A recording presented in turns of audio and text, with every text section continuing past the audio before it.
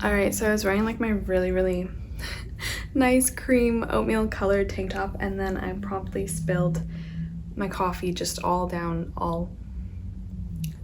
over it, so here we are. Hey, welcome back to my channel, or hi if you're new. I'm Emma and welcome back to another episode of The Rex Room. If you are new to this series, it's basically just a little series of episodes I make on my channel recommending books about just specific things, specific feelings.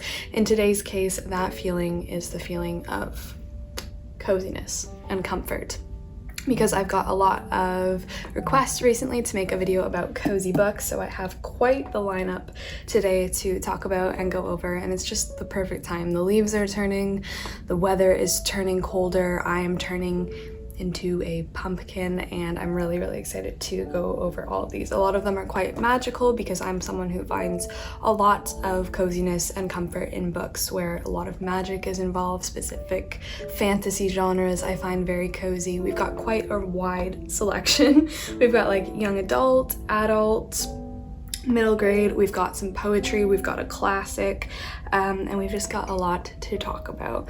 I'm also quite looking forward to just this whole video, this whole really kind of cozy, slow morning, because talking about a lot of these books, not only of the cozy variety, but also there are books that make me so happy and fill me with so much joy and comfort, and I am definitely in a little bit of a need for that this morning, and maybe you are too. So hopefully by the end of this video we can cheer up together, and let's just get into it. Alright, so let's just start with probably one of my favorites on this list, honestly. I first came across this book in my elementary school library when I was like in the 3rd grade, and it has been in my life ever since. It's probably like my favorite middle grade series ever to exist. It is full of so much light and happiness for me. I've brought this book with me so many places. Without further ado, that book is The Dark Hills Divide by Patrick Carman. I absolutely cannot recommend this book highly enough. It is a middle grade fantasy in which we are following our protagonist, Alexa Daly, and each summer she gets to travel with her father down this tumbling, dusty road to get to the bigger, more exciting city of Bridewell. This city that Alexa goes to each summer is surrounded by these huge, tall walls, and each time that she tries to get any information about why these walls exist and why they are built, the only answer she gets is that they are there to protect the people inside from this outside, huge, immeasurable evil force. But she doesn't know what that evil force is. And each summer she kind of tries to get more into this detective Nancy Drew-esque adventure to solve the mystery of these walls and what lies beyond them. There are so many elements of just the coziest thing ever. Middle grades, first of all, are filled with so much whimsy and magic, and it's so lighthearted, even though The Dark Hills Divide does have a lot of pretty dark themes going on in it. This whole summer you get to follow Alexa around as she goes on this journey. There's talking animals involved. There's this huge, cozy, comfy library in which she has like this really special chair by the fireplace. There's so much food. That's another theme that we're gonna see a lot. I think maybe because it's just that I'm hungry right now, but there's so much coziness in like fantasy books, particularly related to food, because I find that they spend so much descriptive time talking about food and meals in particular. There are so many different things that go on in this book. There's chess games that happen, and there's just a lot of like pure magic, whimsy, and coziness in this book. So this would definitely be my first recommendation because it just honestly makes me so happy. As the series goes along, it is just so beautiful, so wonderful. I think the first may still have to be my favorite, although I do really love the second one, Beyond the Valley of Thorns. But yeah, The Dark Hills Divide, also just so much like nature and hiking and like weird, strange adventures up in the mountains and everything like that. There's such a wonderful, strange variety of our cast of characters, and I love it. So that would be my first rec for sure, The Dark Hills Divide. All right, this next work should come as no surprise because I talk about this book so often on my channel. Do I talk about it too much? No. No, I don't. I feel like I should talk about it even more. And that book is After Dark by Haruki Murakami. There's just so much I want to say regarding this book. Not only is it a very cozy, atmospheric book because it's all set during one night over the nighttime dark hours in Tokyo, and we are following a set of encounters and connections and meetings between people in the dead of night, and basically kind of what their phosphorescent human lives do to each other and how they interact with each other. But there's so many little intricate things that Murakami like always includes in his books that makes it such a fun, cozy experience, and After Dark is no different. The music in this book is also quite a particular and unique factor going on in here because he supplies you with this whole set list, mostly of jazz, which for me is just one of the most comforting genres of music ever. The writing in here is spectacular. It also takes place on kind of this one, I believe it might be in the fall time actually, because it's quite cold. The leaves are changing color. There's like this cat park. This whole book feels like going to one of those 24-hour grocery stores at 2 a.m. and there's some weird song playing on the radio and you're just trying to find like some tomato sauce or something like that. I don't know. I just cannot recommend this book enough. It's actually one of my favorite books of all time now. It was one of my favorite reads of 2020. I'm so excited to just talk more about this. There's so many weird, amazing, interesting things going on. We are following two sisters. We are following a trombone player. We are following a worker at a love hotel. We are following a retired wrestler and fighter. We are following so many different people and it is amazing. I love it so much. So atmospheric, so strange. There's literally nothing like After Dark and I love it. That is the second one. All right, next we're gonna have our first young adult book on this cozy TBR. This was actually the first book, I believe, for the Myth Take Reads book club hosted by Ashley and Charlotte, so it's also quite nostalgic. That was like over a year ago now. If you haven't heard of the Myth Take Reads book club, I'll leave them down below. They just do a whole bunch of mythology, retellings, folklore, legends, myth, anything like that. Those are the kind of books they read and I love them. Such a great book club. This book, however, is The Ren Hunt by Mary Watson. This has a lot of different cozy factors going on in it and a lot of different cozy bits attributed to it, I suppose. We are following our main protagonist. Her name is Ren, and in this village, this book is set in rural, I can never say the word rural Ireland. This book is set in rural Ireland. Rural. Her name is Ren, and the village where she lives in Ireland, rural Ireland. This book is set in Ireland, you know what I mean. And the village where Ren lives in Ireland is basically split into kind of two factions or two groups of people, the judges and the augurs. The judges, unfortunately, long ago basically took and stole all of this magical power and the seats of magic from the augurs. Ren belongs to the augurs, and one night per year, I believe it's on St. Stephen's Day, she is chased through the woods by a group of judges. However, they do not know that she is an augur, and if they did, the game would really turn bad, deadly, catastrophic consequences because these two groups and factions do not get along, and they haven't for a very long time. This book is full of literal magic, so much like prophesying the future, and so much magic specifically connected to nature because Ren and her friends and family all have different abilities pertaining to augury and the study of divining the future, prophesying, seeing patterns in nature. And there's a lot of different rituals and things like that that go on in this book that make it a little bit magical and really infused with plant imagery. There are so many forest scenes, and that is another kind of cozy prerequisite for me in books, where the book in question has so many scenes set in forests, set outside, set in the mountains, set in somewhere where plants and trees are taking a lot of action and have a lot of autonomy, and there's a really cool storyline in here. There's a whole bunch of different storylines. There's a little bit of a mystery in the Ren Hunt. There's a little bit of a romance in the Ren Hunt, although the romance was definitely my least favorite part of the book, but it's also just a really beautiful cover too. It is a pretty easy, quick, fun read, and it's honestly perfect for fall as well, so that is the Ren Hunt. All right, this next book is like a quintessential middle grade cozy book for me. It's also been in my life for a very long time, and that is Matilda by Roald Dahl. If you have never done yourself the utmost biggest favor by reading Matilda, go do it for yourself. You're gonna love it. It is amazing. We're following Matilda. All she wants to do is read, but unfortunately she also lives with this really utterly awful family, and they treat her so badly. The things they say to her, it's just a really, really bad situation.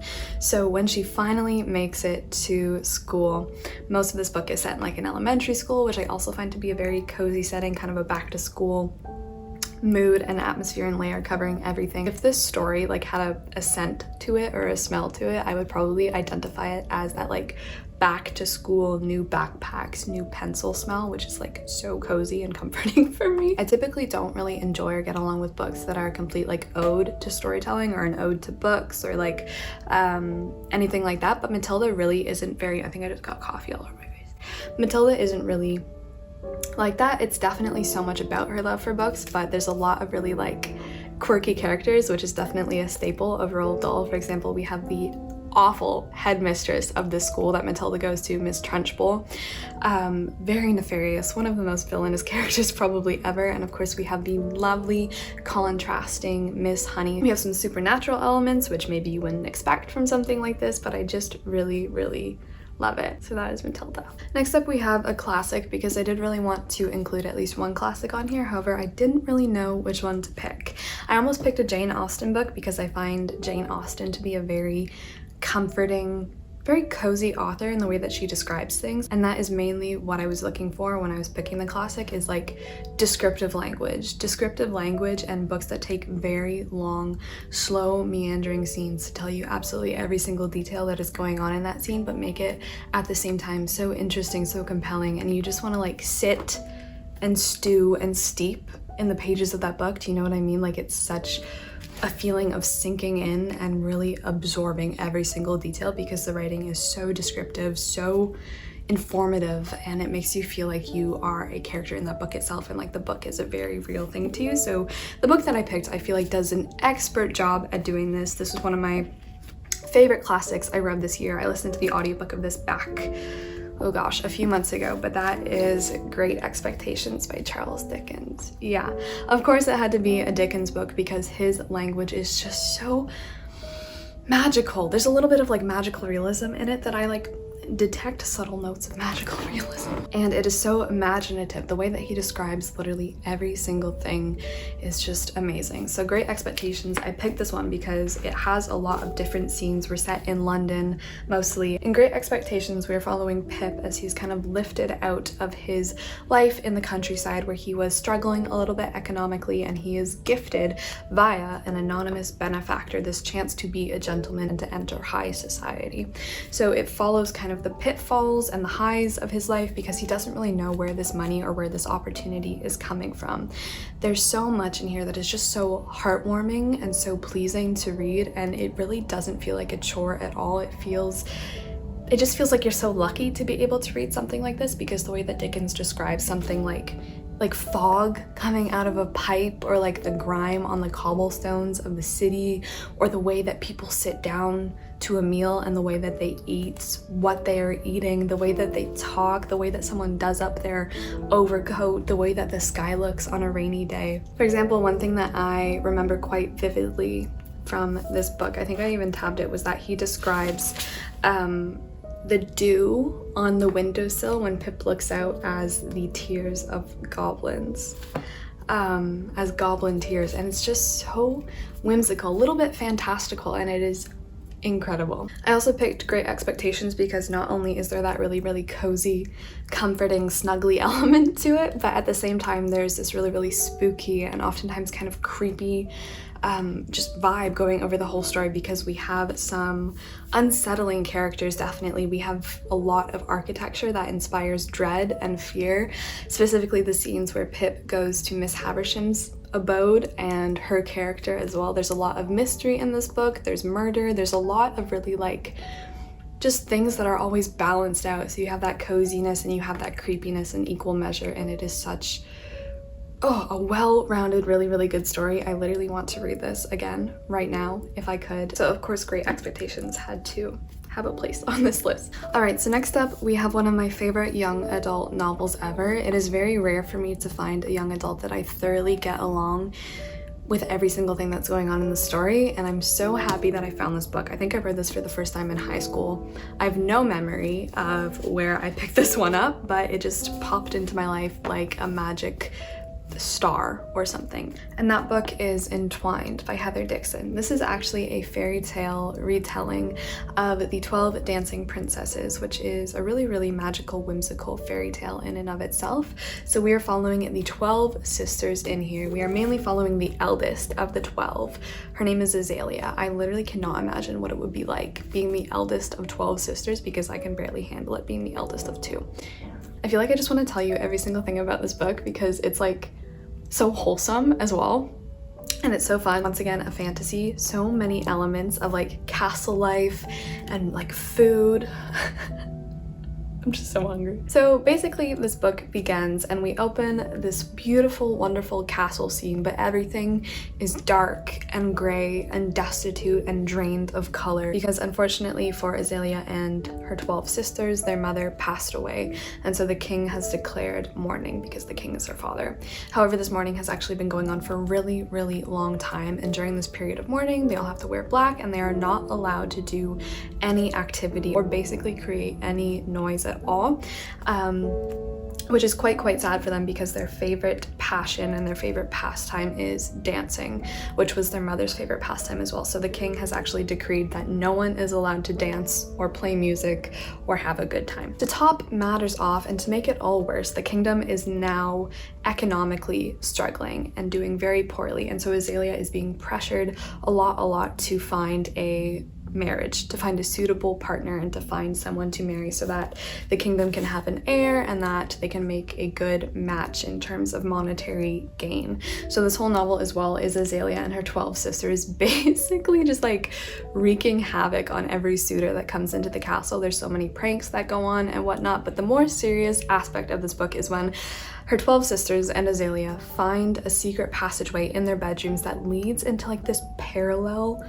world that kind of mirrors the castle and mimics its structure, but it is also this silvery forest, and in the middle of this magical, literally like gold and silver dripping forest of trees and like magic, there's this pavilion in the middle where finally they can dance. It's always a masquerade ball when they enter this portal into this other dimension and they can dance. There's seemingly other people in this place as well. So as they start to make their way into this alternate dimension every single night, they are overjoyed. Unfortunately, this starts to be a little bit of a problem because the person who kind of oversees this other dimension and oversees this masquerade ball and this dancing, his name is the Keeper. And as the back suggests, the Keeper likes to keep things. So this book actually has quite a bit of darkness in it as well, but it is always balanced with like this really cozy, light-hearted, beautiful descriptive language once again, and it's just a really good story. I actually love it so much. So as for the poetry collection and the poetry that I wanted to put on this TBR, I kind of struggled for a little bit thinking like, what the heck poetry collection could I define as being cozy or comforting? But then I was like, wait, I literally have the perfect collection of poems from this poet who I discovered last year for the first time, and I love her work so much, and that is Edna St. Vincent Millay. So this is a collection of her early poems. This is perfect because so many of them like focus on autumn and the changing seasons and women figured as witches or old crones or women living alone in cottages at the edge of the woods, and it is just such a good, perfect collection for this cozy like autumnal book recommendations list. To give you like an idea of the ones that I'm talking about, because there's so many good ones in here that they fit so perfectly. So for example, this one is just called Witch Wife, and like I drew a little heart over it, I guess. I would love to go back and reread this and properly annotate it, but there's just so much in here that is perfect for like the fall months, the fall months, and Halloween and everything like that. Another one I would really recommend if you just want to look these poems up on the internet or something, When the Year Grows Old is a really good one, as well as The Singing Woman from the Wood's Edge. That's a really good one as well. Daphne is perfect. Yeah, just they're all so good, and the kind of lullaby language that she employs is just So sweet. It's like honey. Her words are like honey is what I would describe. A lot of it is like, kind of reminds me of Sappho a little bit. I'm so sorry. And I love her works. I would love to get a complete or collected, or at some time collect all of her poetry ever by Edna St. Vincent Millay, because I love her language so much. It is so comforting and beautiful. So this is the poetry collection that I decided to put in here. Next up, we have a book that I have not yet read, but I'm quite excited to. I'll maybe try and see if I can fit it on either like maybe this month or October or November, because it looks quite cozy as well. It could just be because it has the word coffee in the title, but yeah. It is Before the Coffee Gets Cold by Toshikazu Kawaguchi. I am really excited to read this because this is about a very old cafe found down the back alley corridor, some mysterious intersection in Tokyo, where they serve coffee that has the added bonus of being able to transport the drinker back to the past for a select amount of time, specifically the amount of time that it takes the coffee to cool down. So they have to return before the coffee gets cold. So this just seems like such a heartwarming, kind of emotional as well, because I know we're following 4 drinkers, if you will, of the coffee who go back to the past to do things relating to family or relationships and stuff like that. So it seems like it's going to be a really good mix of just everything, a slice of life, and I'm really excited to read that. So another book that I wanted to include on here, because it is just like so much coziness wrapped up in this whole series for that matter, but the first book specifically, I'm talking about The Fellowship of the Ring. I read this last September. It was such a good decision because every single element of this adventure, of this there's so much traveling in this book, there's so much camping, there's so much food. Just like the whole first scenes of this book, what I'm specifically talking about, if you want to get like the coziest you could possibly be wrapped up in the pages of a book, like the whole first section where we're all just in the Shire, we're following Frodo, Sam, Merry, and Pippin, especially like just seeing how they live, where they live, the food that they eat, because hobbits love food so much. They're so passionate about cooking. Sam Wise Gamgee is like, I'm convinced he is the original founder of the cottagecore aesthetic. His passion for gardening and cooking and cottage life and like pure, wholesome, outdoor, everything is like just so, makes such a good read. I also love the whole first section where we follow the 4 hobbits as they're going through the woods, their shortcut to mushrooms, Sam's obsession with the elves, and just like sleeping under the stars, and especially the language used in here. Once again, the description of just every single breakdown of how they're traveling, where they're going, how they set up their sleeping bags at night. Of course, I love the scenes where they get to the prancing pony and into Bree, and then of course the scenes where we are finally in Rivendell and the Fellowship is being established and put together. It's just so cozy. There's almost nothing that could be more wholesome than like the 4 hobbits that I'm thinking of, and like their journey and their friendship, and it's just so heartwarming, and it's so perfect for the fall because there's so much content of the seasons and of nature and trees. Once again, the trees. And yeah, so I just had to put Fellowship of the Ring on here, especially because it makes me so happy, and I wish I could read it right now and watch the movies as well.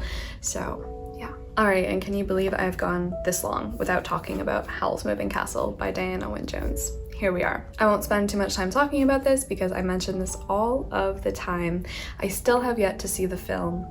I know, I'm just waiting for the day when I can finally watch movies again, but I listened to the audiobook of this back in January.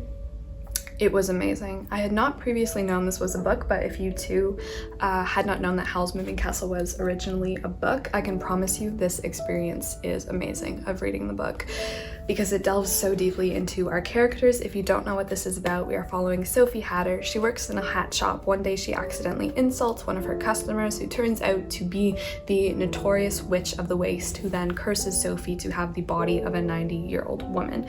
So Sophie goes in search of Howl, who is almost as equally notorious as the Witch of the Waste because he lives in this moving castle. Everyone in the village where she lives is so frightened of him because it's said that he eats the hearts of young girls. he does. It says that he eats the hearts of young girls. It always is. So she goes in search of him to see if he will break her curse. There's just so many little quirky elements in this book. We have fire demons who live in fireplaces. We have Sophie as she tries to wrangle around with the moving castle, who is pretty much every bit as alive as she is, and it is such just a fun, wholesome experience. Yet again, we have the very grouchy Howl, who makes everything doubly hilarious and doubly entertaining, and it is just so good. I know this whole series is not only Howl's Moving Castle, even though this is the first in the series, but Diana Wynne Jones has a whole bunch more books in the series that I am so interested in reading, because I know I don't think they're direct continuations, but they're about different things, so I'm sure they're just as magical as this one, so yeah. Alright, the last book on this cozy comforting list, I am already definitely in a little bit of a better mood now. This is a book that I haven't read for a very long time, but the first time I read it, I absolutely loved it. I don't know if that would still hold true because it was definitely a while ago, but that book is The Night Circus by Erin Morgenstern. Just seriously so much magic in this book. It takes so long for her to use her wonderful flowery descriptive language to describe the magic that takes place in the Night Circus. If you don't know, the Night Circus is a circus that arrives in the night without warning, without preamble, without announcing to anyone that it is about to show up. And not only do we have the circus that has such imaginative displays of whimsy and magic, but we have this competition between our two magicians, Celia and Marco, who unfortunately have to battle to the death. So we have quite a serious competition going on in the middle of the circus. It also has a lot of secrets of its own. At the time that I read this, it just had absolutely everything I ever wanted in a book. There was so much imagination, so many quirky things going on, so many dinner parties and balls and encounters and weird displays of circusry. Circusry? That's a word. I definitely need to reread it though, because it's been so long and I don't know if it would kind of live up to my standard or my expectations or my memory of it now, but I'd definitely be interested to see if it did. So that is The Night Circus. All right, we finally got through all of the books on this very cozy little recommendations list, so just put my hand in my coffee. I hope you had a fun time. I honestly did. It just brought me back to so many good memories and characters and settings and places, and it definitely cheered me up a little bit, so I hope maybe it did to you too. And if you do end up reading any of these books on this list, definitely let me know, or let me know what your favorite cozy book is too, actually, because I'm always in need of more cozy literature. Definitely one of my favorite subgenres that doesn't technically exist, but here we are. I hope after this video ends you have a really, really great day or night, and I of course will see you very soon in my next video. Thank you so much for watching. Thank you just for being here, and I will see you soon. Ciao.